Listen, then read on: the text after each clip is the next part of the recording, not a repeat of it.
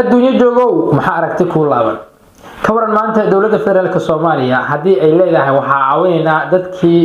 guryaha ay ugu gubteen Los Angeles ee wadanka Mareykanka ka waran hadii ay dawladda federaalka Soomaaliya maanta Mareykanka oo aan waxba u baahnayn maanta Mareykanka oo isku filan dhaqaale si kasta ay noqoto in dawladda federaalka Soomaaliya gaar ahaan wasaaradda maareynta musiibooyinka ee qaranka ee Sodma ay leedahay waxaan caawinaynaa wadanka Mareykanka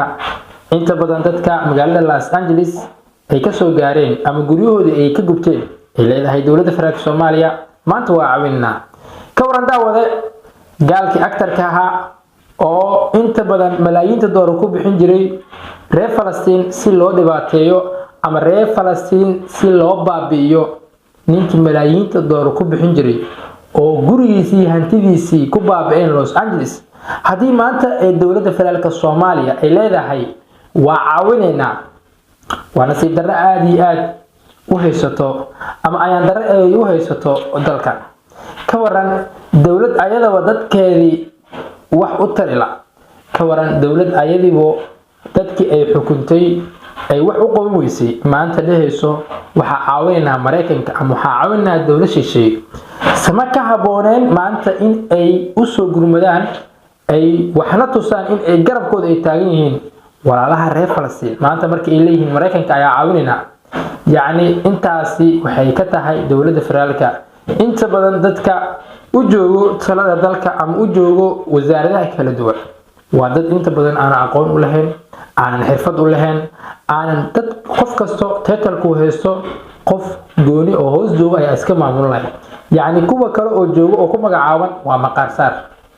dabcan arintaas waxa uu leeyahay wax kala ma aha wasaaradda maareynta musiibooyinka ee qaranka ee Sodma waxa lagu talagalay in ay wadamada shisheeye ama wadamada caalamka in ay tira waa caawinaya bis waxa lagu talagalay in bulshada Soomaaliyeed in ay caawiso dadkooda danta yar iyo sidoo kale meelaha ay musiibooyinka ay ka dhacaan in ay caawiso oo gargaar degdeg ah ay u fidiso Soomaaliyeed ka waran hadii ay isku bedeshay wasaaradda maareynta musiibooyinka wasaarad arrimo dibadeed oo ayada ay leedahay waxa caawinaynaa dawladda Mareykanka bal Mareykan miya maanta ugu baahan dhaqaalo Mareykan miya maanta ugu baahan in wax la siiyo aad iyo aad waxay u tahay nasiib darro dalkaane 32 sano ee burburka haysatay ay ka mid tahay waxyaabaha maalinba maalinka ka daran oo 70 jirka xilka u hayo oo Xasan Sheekh Maxamuud ka soo yeeraya dawladdiisa hadaba wasaaradda maareynta iyo musiibooyinka qaranka ee Sodma iyo wasiirka arrimaha dibadda waxa farqi weyn u dhaxeeyo in ay shaqadii wasiirka arrimaha dibadda lagu haysto oo ay ku haysato wasaaradda maareynta iyo musiibooyinka qaranka ee Sodma maxaa ka quseeyo in ay tiraahdo waxa caawinaynaa Mareykanka maayada ayaa ah wasaaradda arrimaha dibadda maayada ah wasiir dawlaha arrimaha dibadda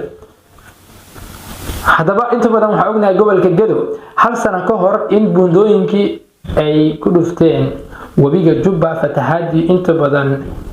ka dhacay gobolka Gedo oo marayay wabiga Jubba sida Buurdhoobo Baardheere iyo sidoo kale meelo kale oo buundooyinka kamid ah ay waxay soo gaareen hadaba dadkaasi ma la caawiyo dadkaasi u baahan buundooyinkooda in wax loo qabto isku socodkoodii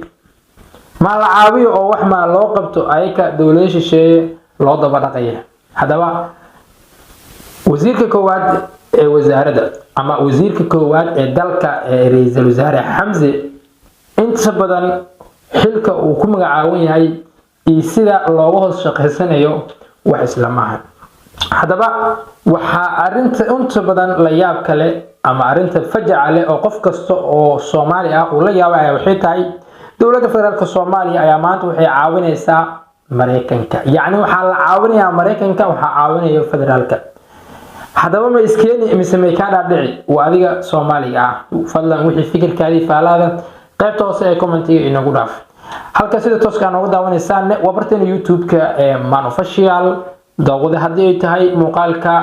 dhamaadka aan la soo gaartay fadlan muuqaalka like share subscribe ina loo muuqaalka si aad u noqoto daawadaha koowaad oo muuqaalka soo aan soo rigno u daawado